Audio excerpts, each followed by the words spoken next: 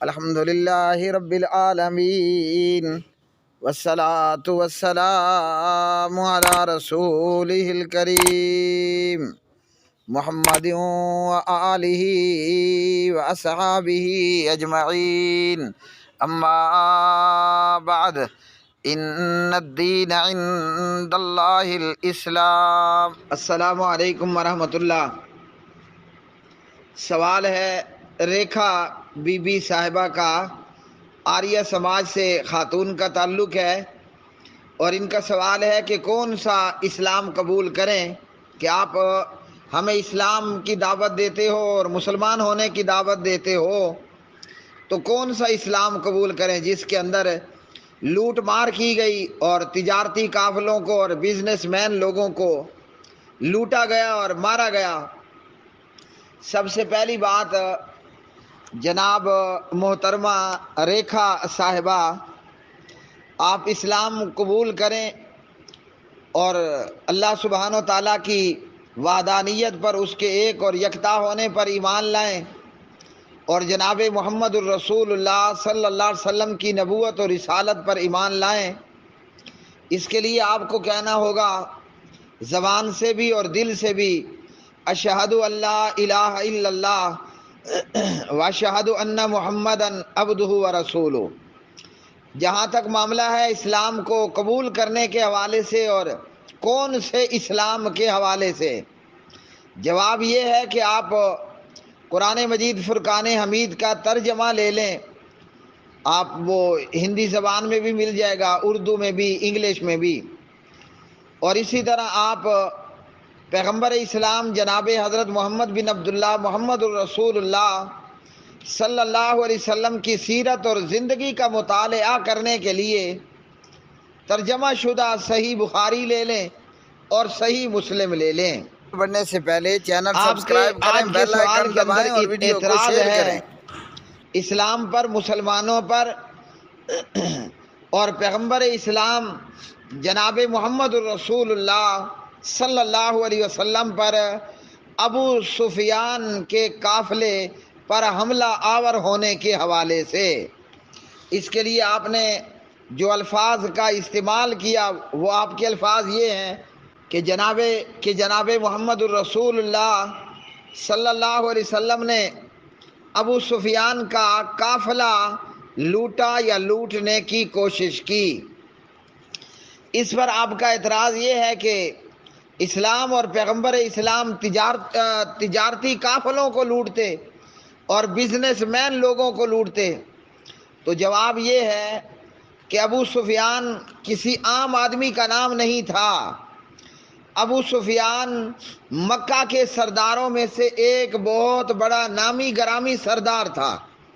یہاں بریکٹ کے اندر یہ سن لیں کہ آگے چل کر فتح مکہ کے موقع پر جناب حضرت ابو سفیان رضی اللہ تعالی عنہ وارضاہ ہوئے قیامت تک کے لیے۔ مطلب فتح مکہ کے موقع پر جب مسلمانوں نے مکہ فتح کیا تو ابو سفیان اپنی فیملی سمیت مسلمان ہوا اور دل و جان سے مسلمان ہوا۔ تو ابو سفیان کسی عام آدمی کا یا عام تاجر کا یا عام بزنس مین کا نام نہیں، ابو سفیان مکہ کے سرداروں میں سے ایک بہت بڑے سردار کا نام تھا، اور مکہ کے یہ چودھری اور سردار اسلام کے بھی دشمن تھے، مسلمانوں کے بھی دشمن تھے، اور پیغمبر اسلام جناب محمد الرسول اللہ صلی اللہ علیہ وسلم کے بھی دشمن تھے، اور دشمن سے ہر غیرت مند قوم لڑا کرتی ہے۔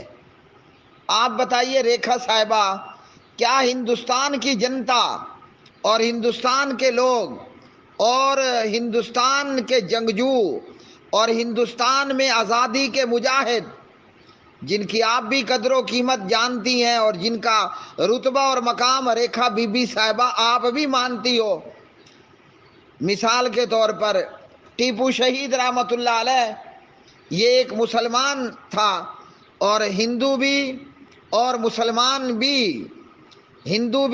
مسلمان بھی مشترکہ طور پر ٹیپو شہید رحمۃ اللہ علیہ کی نہایت عزت کرتے ہیں اور قابل احترام سمجھتے ہیں، جبکہ ٹیپو انگریزوں کے ساتھ لڑنے والا، انگریزوں کے اوپر حملہ کرنے والا اور انگریزوں کے ساتھ لڑائی کرنے والا تھا۔ تو یہاں ابو سفیان کے قافلے پر حملہ، اس حوالے سے آپ کو یاد رکھنا چاہیے کہ ابو سفیان اس وقت اسلام کا بھی دشمن تھا، مسلمانوں کا بھی دشمن تھا، پیغمبر اسلام جناب محمد الرسول اللہ صلی اللہ علیہ وسلم کا بھی دشمن تھا، اور یہ لات اور منات کے بتوں کے پجاری، انہوں نے مکہ مکرمہ کے اندر کلمہ پڑھنے والوں کو، اسلام قبول کرنے والوں کو نہایت ہی دردناک قسم کے عذاب اور اذیتوں سے دوچار کیا تھا، یہاں تک کہ ابو سفیان اور مکہ کے ان سرداروں نے، جن میں ابو جہل بھی تھا اور دیگر، مسلمانوں کو کلمہ اور اسلام کی وجہ سے مجبوراً ہجرت بھی کرنی پڑی۔ پہلی اور دوسری مرتبہ کی ہجرت مسلمانوں نے ملک حبشہ کی طرف کی، اور تیسری مرتبہ میں ہجرت مسلمانوں نے شہر یثرب کی طرف کی، اور خود پیارے نبی صلی اللہ علیہ وسلم وہ بھی یثرب کی طرف ہجرت فرمائے۔ اور پھر جب پیارے نبی صلی اللہ علیہ وسلم کی یثرب میں آمد ہوئی تو یثرب جس کا معنی بنتا ہے بیماریوں کا گھر، بیماریوں کا گڑھ اور بیماریوں کا گھر، وہ حضرت محمد صلی اللہ علیہ وسلم کی آمد پر مدینہ طیبہ، مدینہ پاک ہوا، اور بیماریاں وہاں سے اس دن سے لے کر آج تک دور ہوئیں۔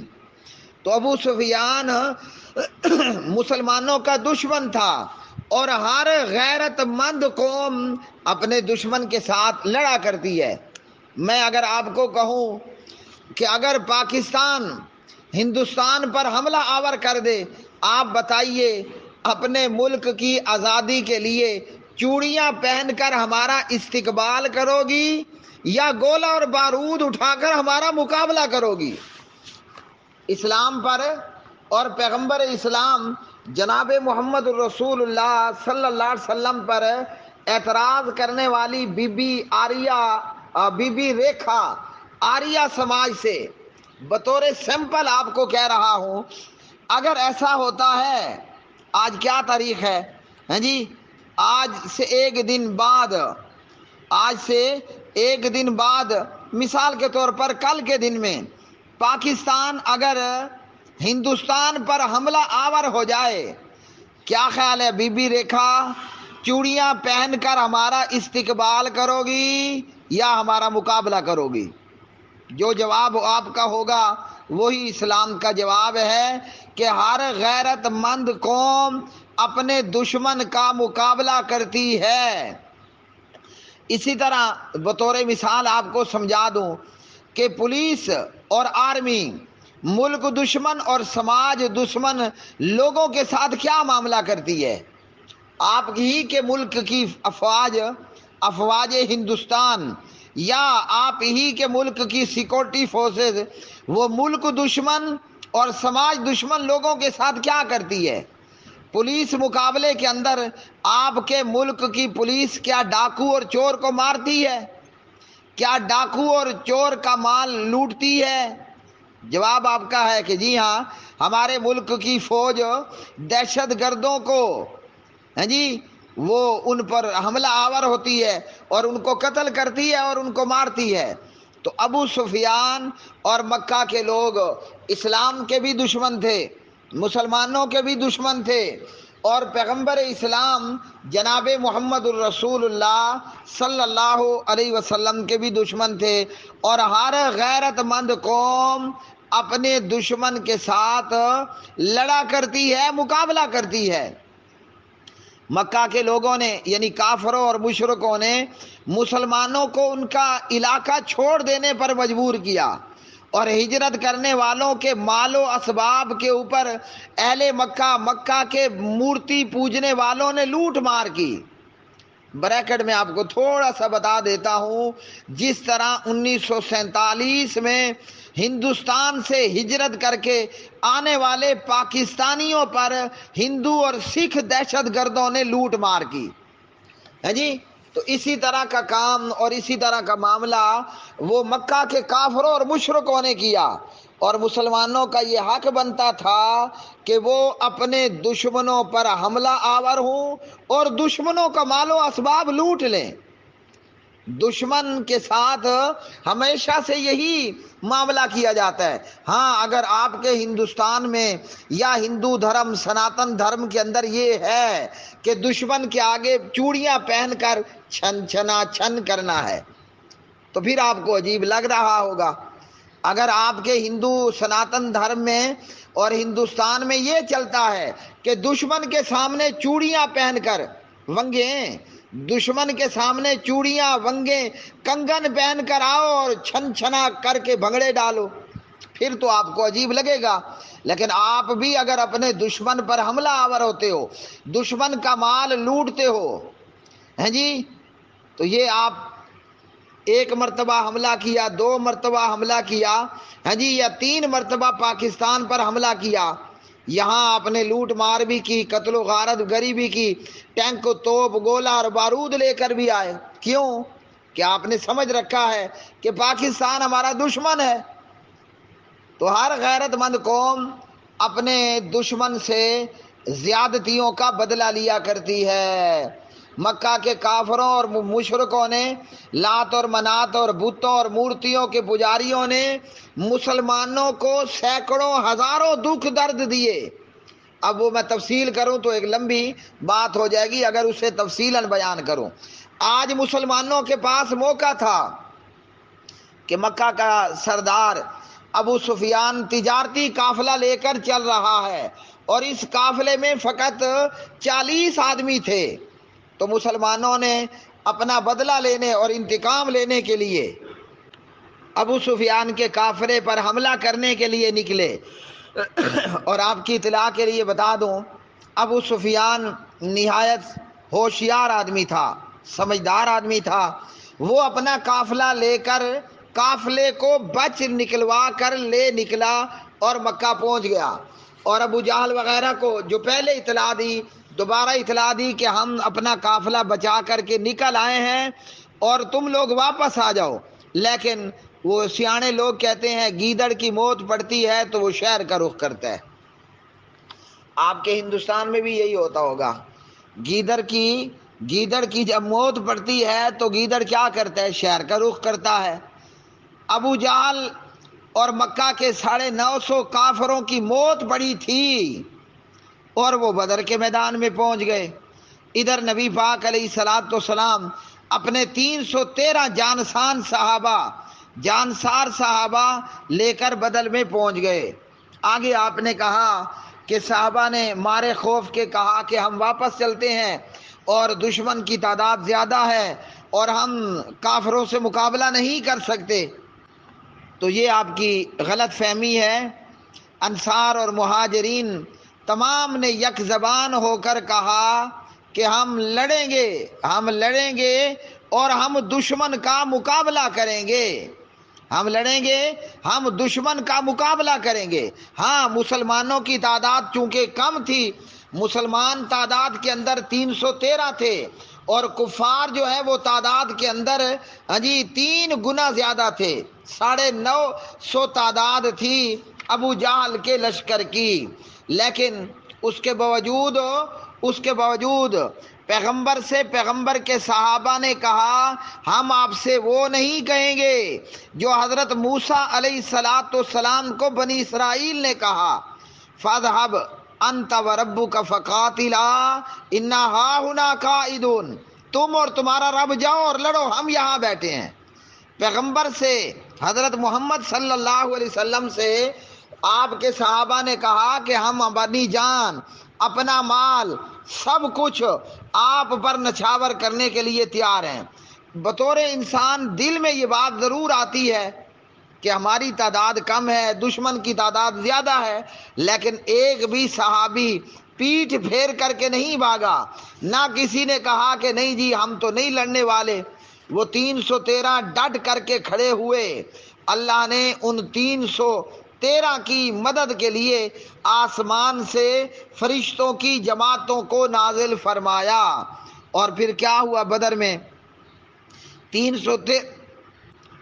313 کی تعداد نے 950 لشکر کا وہ حال کیا کہ جب گیدڑ کی موت آتی ہے تو وہ شہر کا رخ کرتا ہے۔ اللہ سبحانہ و تعالیٰ نے بدر کے حوالے سے فرمایا انی ممدکم بألف من الملائکۃ مردفین، میں 1000 فرشتوں سے تمہاری مدد کروں گا جو آگے پیچھے آئیں گے۔ تو 313 پیغمبر کے صحابہ اور فرشتوں کا آسمان سے مدد کے لیے اترنا۔ کافروں کا وہ ہوا کہ جب گیدڑ کی موت پڑتی ہے تو شہر کا رخ کرتا ہے۔ ہاں جی، مسلمانوں نے اپنے دشمن کو ملیا میٹ کر کے رکھ دیا اور کفار مکہ کے بڑے بڑے سردار قتل ہو گئے اور بہت سو کو قیدی بنا لیا گیا۔ اور بدر کے اس مارکے میں چھوٹے چھوٹے 2 ننھے مجاہد معوذ اور معاذ نے ابو جہل سردار کا کام تمام کر دیا۔ آگے آپ کا سوال ہے کہ ابو سفیان پر کیے گئے حملے کا ہاں جی ان کے پوتے یزید نے مسلمانوں سے انتقام لیا، تو یہ جھوٹ بھی ہے اور آپ کی لا علمی بھی ہے۔ ابو سفیان بھی مسلمان ہوا فتح مکہ کے موقع پر۔ حضرت ابو سفیان رضی اللہ تعالی عنہ وارضا اور اپنی فیملی، اپنے بچوں، اپنی بیوی سمیت مسلمان ہوا، اور آج تک کی تاریخ میں، یہ جو میں 2022 کے 5ویں مہینے میں آپ سے بات کر رہا ہوں، آج تک کی تاریخ میں 14 صدیوں سے لے کر آج تک ابو سفیان کا پورا خاندان اور خاندان بنی امیہ وہ سب کلمہ پڑھنے والے ہیں اور مسلمان ہیں۔ اور خاندان بنو امیہ انہوں نے اس دن سے لے کر فتح مکہ کے دن سے لے کر آج کی تاریخ تک اسلام کی اور مسلمانوں کی خدمت کی اور بہترین مسلمان ہوئے۔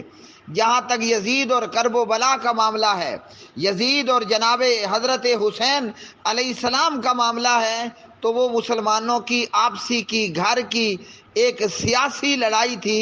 اس کا اسلام سے اور کفر سے اور اپنے باپ داداؤں پر کیے گئے معاملے کے ساتھ دور دور کا کوئی تعلق نہیں۔